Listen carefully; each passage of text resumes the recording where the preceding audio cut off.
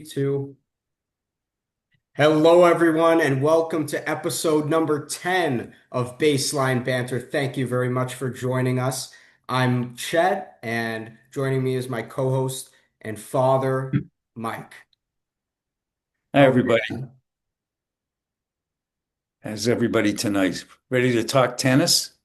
I'm ready to talk tennis. Are you ready I'm to ready. talk I'm tennis? always ready, 24 hours a day. Okay, good. So, what do you think of that finals? Sinner and Alcaraz, another battle. Wow. Obviously, those two guys are in a class by themselves. Yeah, And I just thought Alcaraz played unbelievable, deserved to win. he's getting more and more athletic. His serving, I thought he was just off the charts. I mean, he's getting power like he's never gotten before.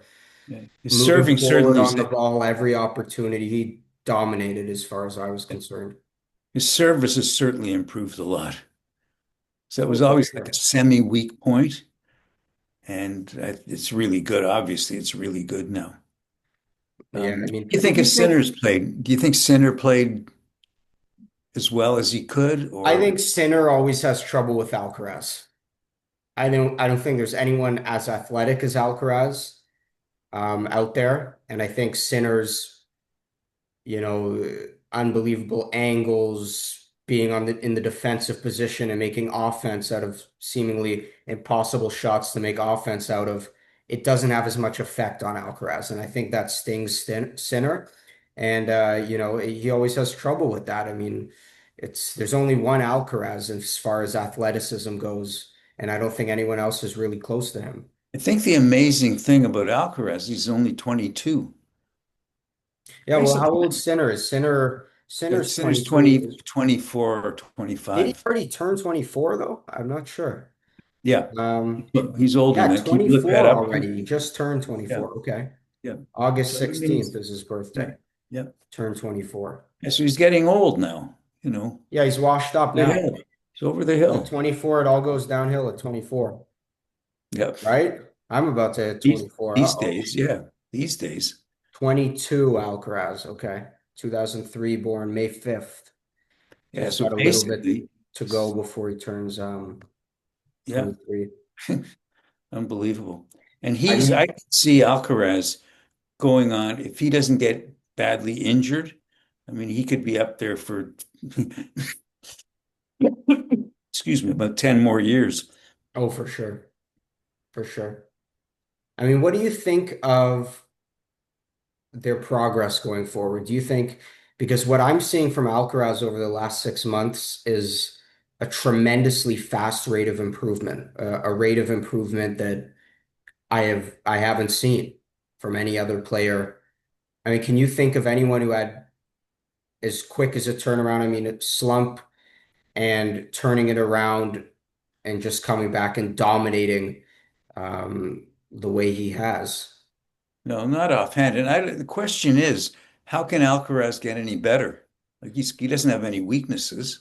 Well, he keeps on improving. Like we just Yeah, said, makes he's 22 spectacular years old. shots. He's going to get better. I think Sinner is going to get better as well.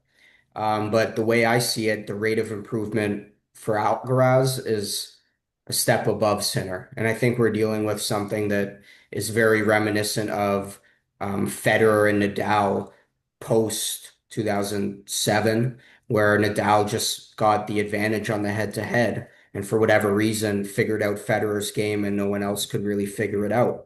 And I think that's just what we're seeing with Sinner and Alcaraz, where Sinner is a tremendous player, basically guaranteed to make every finals of every tournament he enters.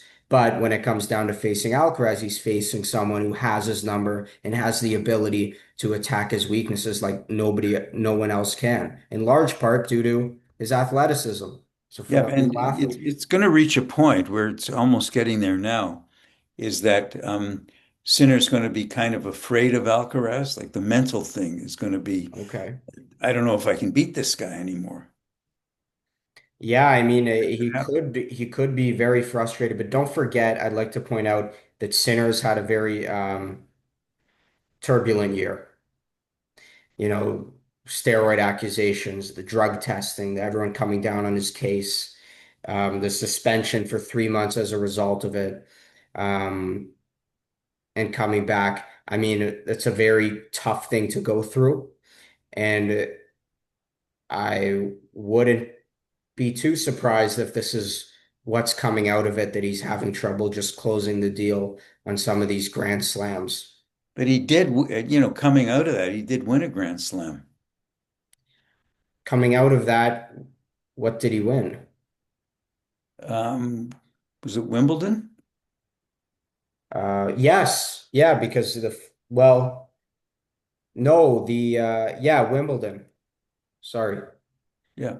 So, I mean, Why so am I obviously he conquered that.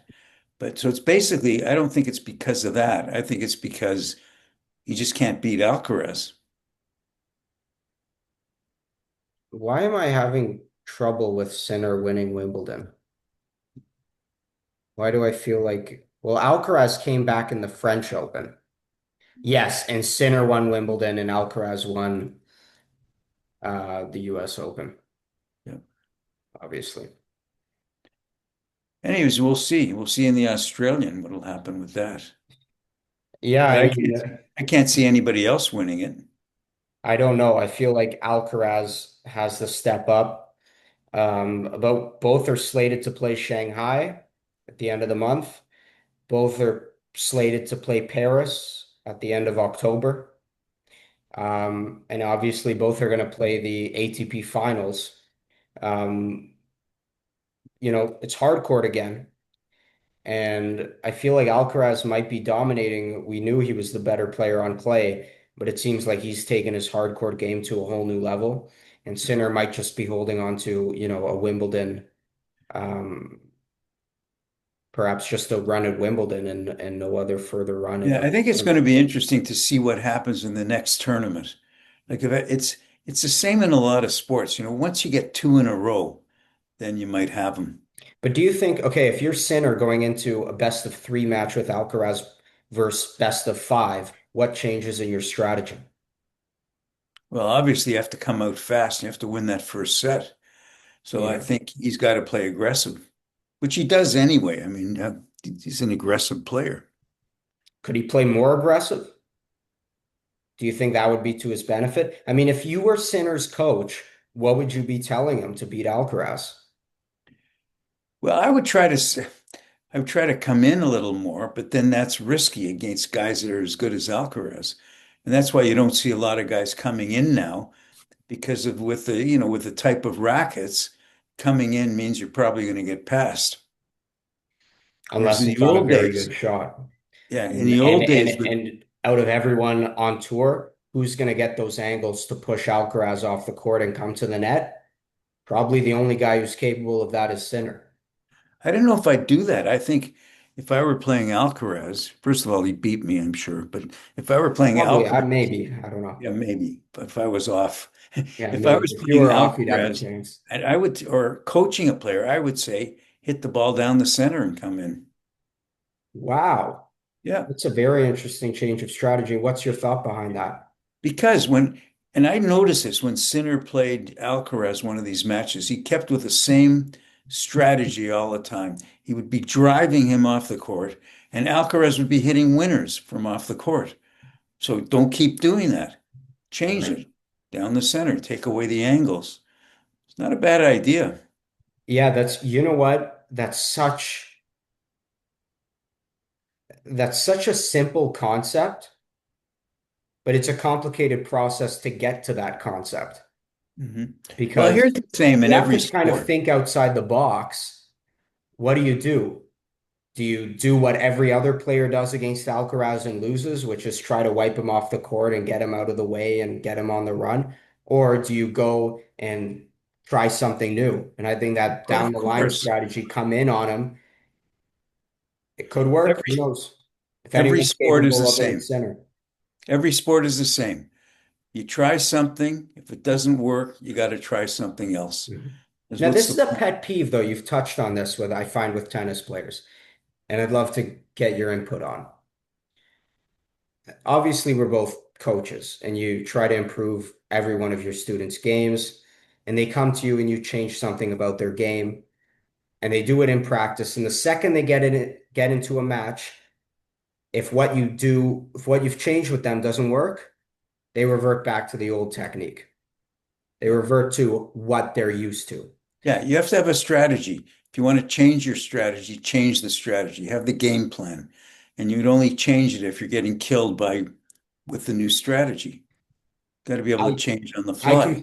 I completely agree. But as far as the technical side of it, let's say you're working with me and I'm changing my forehand grip from a Midwestern to a Western. And I go into a match and we've worked on this Western and I go into the match and it's not working for me that day. And I want to go back to the Midwestern. What's the timeline on that to say, hey, this change isn't working. Let's go back to default and try to build something else out of it. Yeah. I think because it's a new grip, which is kind of difficult to change anyway, but because it's a new grip, I think you got to stick with it for a bit anyways. I don't think you can change that mid-match. I'll give you an example. I was hitting with someone recently. They had changed their two-handed backhand to a one-handed backhand. I asked why. And the response I got was, well, I feel like it'll be a very good shot for me. And my response was, okay, let's see. So I rallied with this guy who was a fairly good player, competitive player. And when it came to hitting to his backhand, I put a little more pace on it just to see if he could handle it. He could barely get it back over the net. You know, they weren't very controlled. I said, okay, now hit your two-handed backhand. And I did the same thing, and he hit beautiful, beautiful two-handed backhands. I said, are you crazy? Why would you switch this to a one-handed backhand? Look at the difference. And I remember a time, not probably too long ago, at least a few years ago, where I was doing the same thing. I wanted a one-handed backhand. I And remember that. yeah, you were training me and you were feeding me balls and you had the same question. Look at your two-handed backhand. Why would you change it to a one-handed backhand? Just based on this feeling of imagine I could hit like Sampras. Look at Federer's beautiful backhand. But you know what? It's very tough. Those guys are one of a kind. Um, But so I haven't seen guys at the pro level switch from a two-handed backhand to a one-handed backhand. never. Yeah, I know never. Sampras had a two-handed backhand until he was about 13 or something like that. Well, And you can do it at that age, but not. exactly. Once you're established, the analogy I used with the guy I was hitting with, I said, why would you take 10 steps back to go maybe 5 steps forward? I said, just go with what you have right now and improve it. Just keep getting better and better with what you have right now. There's no need to take that big of a regressive step just because you have this feeling of I want to hit a one-handed I backhand. I 100% agree. And two hands and one hand, they each have their advantages, they each have their detriments, but I wouldn't change it. You only change something if it's bad.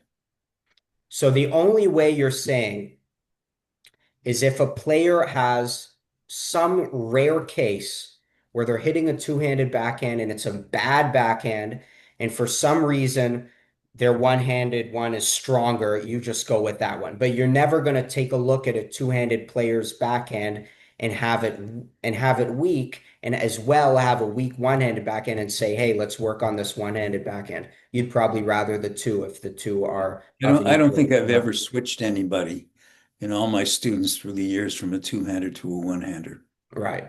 Yeah.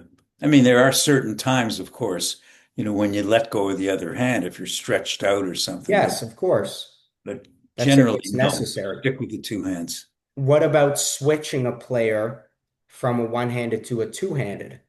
Do you do that? That's a possibility, yes. Yeah. The Under one what hand is weak. circumstances do you think you do that? They're horrible. They're horrible on high balls to their backhand. So Okay.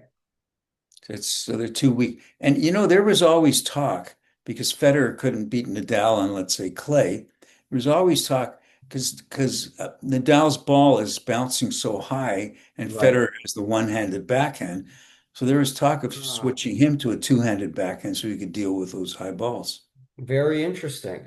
And what's the advantage of dealing with a high backhand with a two-handed backhand rather It's, than a one. it's stronger. Very hard to get a one-handed backhand if you're hitting it at head height to get power behind it. Exactly, but it is more prep time, is it not, to get have two-handed backhand on that? What do you mean by prep time? Getting prepared before the Oh, swing. prep time during the match. Yes. Well, you should be So, preparing well in advance of the but bounce. you're receiving a high backhand from Nadal. You don't have a lot of time. That's what I'm talking about. Well, you have to arrange for, you have to, they're top players. You have to arrange to prepare on time. Yeah. Yeah, for Yeah. sure. Sometimes, you can dig and dig and dig in tennis. Sometimes it's just the other player's better.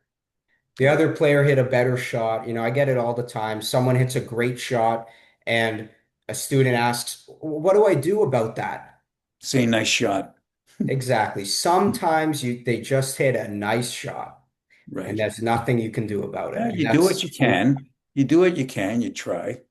Like I've had, and you see this at the pro levels all the time. Somebody gets a high backhand and they move around and hit a forehand. yeah, They're fast enough that they could do that. of And I course. recommend that to my students, even students that aren't that great. Yeah, You ask them, do you prefer to hit a high ball on your forehand or backhand? Almost everybody's forehand. right. So move around it. Unless it's way in the corner, you got plenty of time to move around it. Exactly.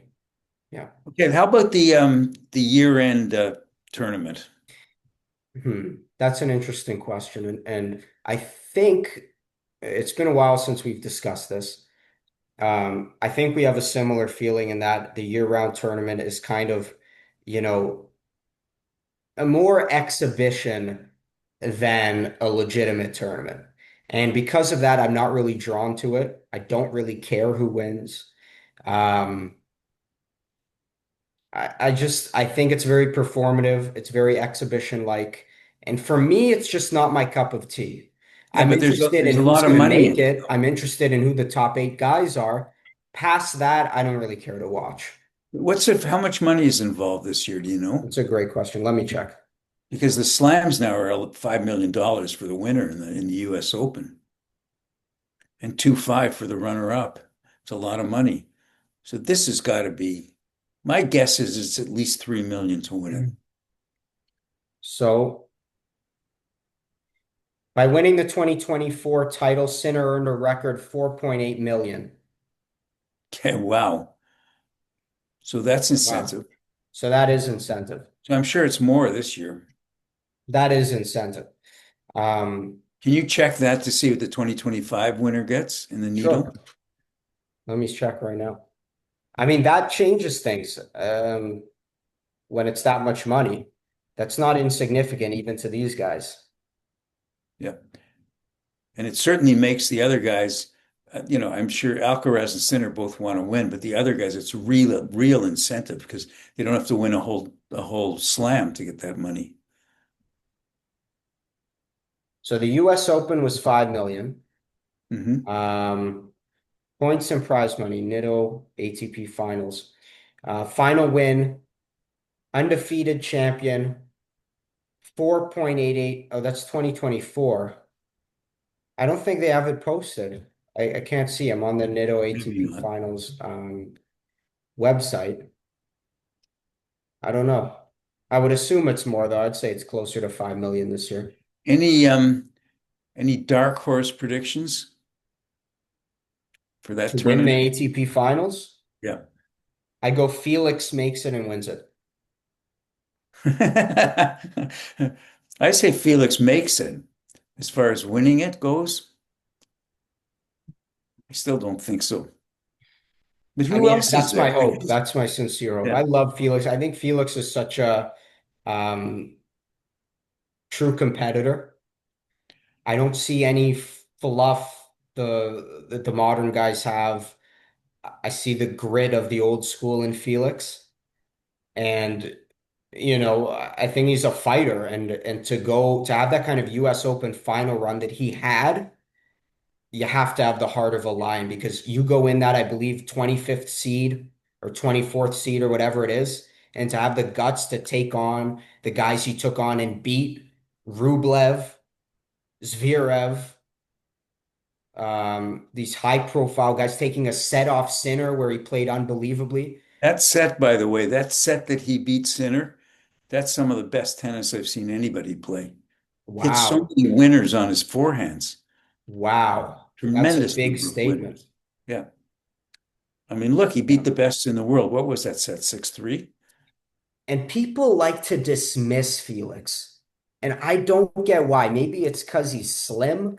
I don't know. You just take a look at him but you know what? He's such a great player and he's such a great competitor. I have the utmost respect for him. And he And seems like a nice guy, too. And people forget 25 years old. Has he hit his prime yet? Probably not. He's got a few more years of working on his game and getting his body right and everything.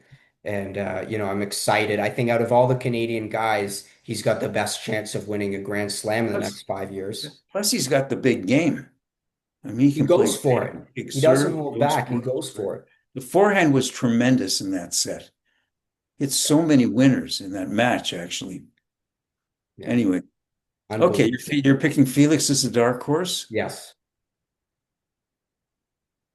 You? I don't know who else to pick. I mean, there's nobody else in it. I mean, Zverev has won it before. Yeah, he's not going to do it. Could you say Fritz as a dark horse? You could, but I mean, it's so difficult to predict because those So two you know guys are what? head Who's a and very good shoulders. dark horse? Who? Novak. Because it's 2 out of 3 sets, right? So he It's a has a two out of, chance. Yeah. yeah. I think, Yeah. I would say my pick after those two guys is Djokovic I mean, because if he was to he win it, doesn't, that would be big for his. yeah, because Everything we see now out of Djokovic has a whole new meaning because it's in a new light. It's of a guy who's had the greatest tennis career of all time and who's 38 years old.